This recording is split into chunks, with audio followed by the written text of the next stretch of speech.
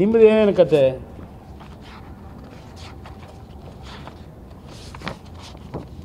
ಇಲ್ಲಿ ನಾನು ಈಗಾಗಲೇ ಬೆಂಗಳೂರಿನಲ್ಲಿ ಪಾಠ ಹೇಳ್ದಂಗೆ ಹೇಳಿದ್ದೀನಿ, ಡಾಕ್ಯುಮೆಂಟ್ ಸಮೇತವೇ. ಈಗ ನಿಮ್ಮದು ಸೈಟು ಅಂತ ಹೇಳ್ತಾ ಇದ್ದೀರಲ್ಲ, 14 ಸೈಟ್ ತಗೊಂಡಿದ್ದಿರಲ್ಲ ನಿಮ್ಮ ವೈಫ್ ಹೆಸರಿಗೆ.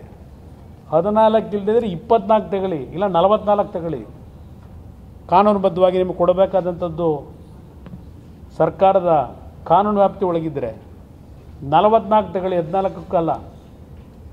ನನ್ನ ತಕರಾರಿಲ್ಲ. ಇಲ್ಲಿ ಯಾವೊಂದು 92ರಲ್ಲಿ ಪ್ರಿಲಿಮಿನರಿ ನೋಟಿಫಿಕೇಷನ್ ಆಯಿತು. ಪ್ರಿಲಿಮಿನರಿ ನೋಟಿಫಿಕೇಷನ್ ಆದಮೇಲೆ 97ರಲ್ಲಿ ಭೂ ಸ್ವಾಧೀನದ ಅಂತಿಮ ಅಧಿಸೂಚನೆ ಆಗಿತ್ತಲ್ಲ,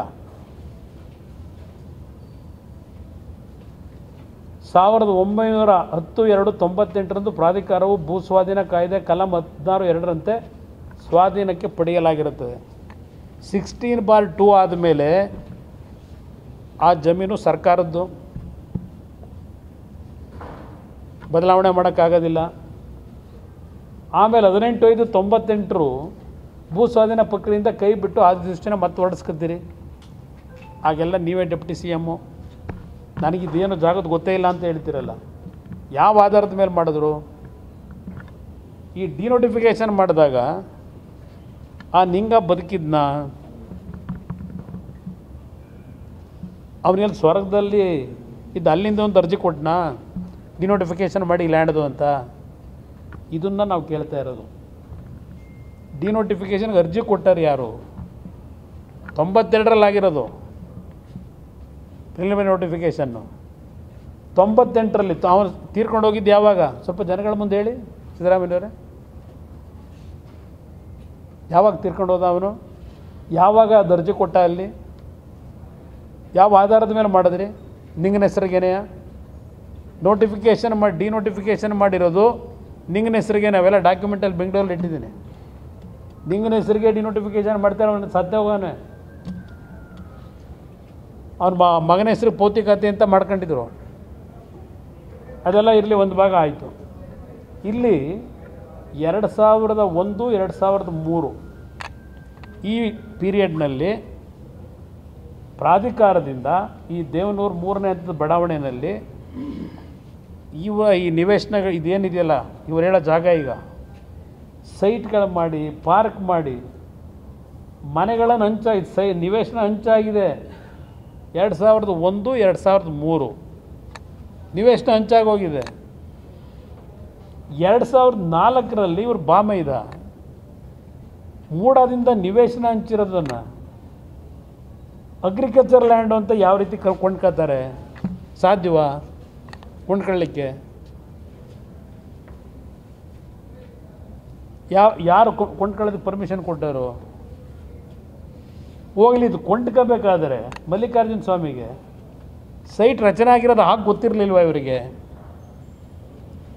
ಆಯ್ತಪ್ಪ, ಕೊಂಡ್ಕೊಂಡ್ರು. 15/7/2005ಕ್ಕೆ DC ಮುಂದೆ ಅರ್ಜಿ ಹಾಕಿದ್ರಲ್ಲ,